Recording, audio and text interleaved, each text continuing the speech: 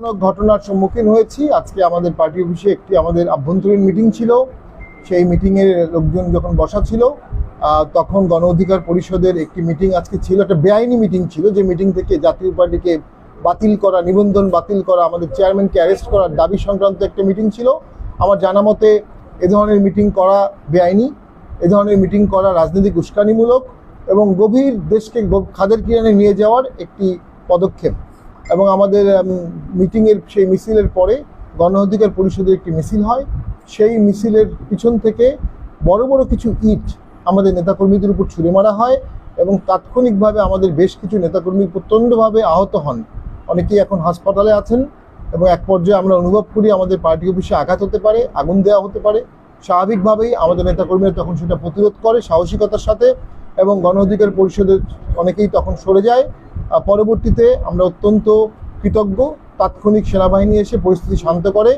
আমরা বারবার দেখেছি এটি গণতান্ত্রিক দল হওয়া সত্ত্বেও, একটা নিবন্ধিত দল হওয়া সত্ত্বেও বারবার আমাদের উপর হামলা হচ্ছে। আমাদের পার্টি অফিসে আগুন দেওয়া হয়েছিল, সে সময় আমরা দেখেছি সরকার নির্বিকার ছিল। আজকেও আমাদের উপর আঘাত হলো। আমরা মনে করি এই সরকার রাজনৈতিক দলের নিরাপত্তা দিতে ব্যর্থ, এই সরকার জনগণের নিরাপত্তা দিতে ব্যর্থ, এই সরকার মানুষের নিরাপত্তা দিতে ব্যর্থ। এই সরকার আসলে ভোট করার সক্ষমতা হারিয়ে ফেলেছে এবং দেশ চালানোর সক্ষমতা হারিয়ে ফেলেছে, যে কারণে বিভিন্ন উস্কানিদাতা দল, বিভিন্ন উস্কানিদাতা গোষ্ঠী তাদের গোষ্ঠীর স্বার্থে বিভিন্ন ধরনের বেআইনি কার্যকলাপের প্রয়াস চালাচ্ছে। আজকে সেরকম একটি প্রয়াস ছিল। আমরা আমাদের জাতীয় পার্টির নেতাকর্মীদের প্রতি আকুণ্ঠ আহ্বান জানাবো, তারা সকলে মিলে এই প্রয়াসটিকে নস্যাৎ করেছে এবং আমরা প্রস্তুত আছি যে কোনো ষড়যন্ত্র, যে কোনো আঘাত আমরা প্রতিরোধ করব। আমরা কোনো পার্টির ব্যান চাইনি এবং যখনই কোনো রাজনৈতিক দলের ব্যান হয়েছে আমরা সেটার প্রতিবাদ করেছি। আমরা কোনো দলের পার্টি অফিসে আগুন দেইনি, আমাদের ৪০ বছরের ইতিহাসে এরকম কোনো রেকর্ড নাই। আমরা কখনো কারো গ্রেফতারও চাইনি। আমরা শান্তিপূর্ণ একটি দল, শান্তিপূর্ণভাবে আমরা রাজনীতি করব এবং আমাদের সেই রাজনীতি করার পূর্ণ সাংবিধানিক অধিকার আছে।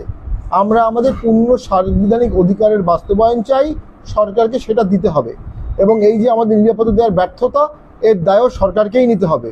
আমরা আজকে সকলে মিলে সরকারের কাছে বলবো যে এই ধরনের উস্কানিদাতা, এই ধরনের মব সৃষ্টিকারী এই সরকারটি গণপ্রজাতন্ত্রী সরকার না হয়ে একটি মব প্রজাতন্ত্রী সরকার হয়ে যাচ্ছে।